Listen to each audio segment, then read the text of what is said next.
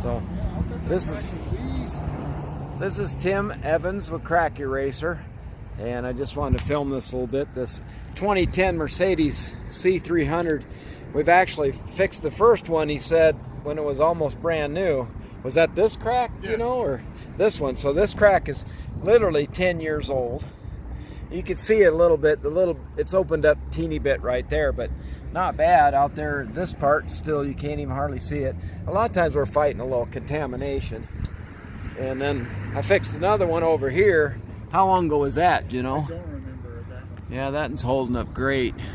And then I just fixed a really big long one, and we're fighting a lot of mag chloride. I don't know if you can see with my finger.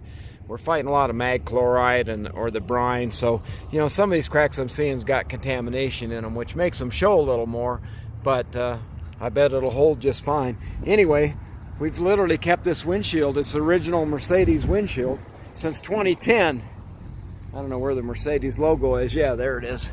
There's the Mercedes logo. I don't know if you can see that, but this is the original Mercedes windshield.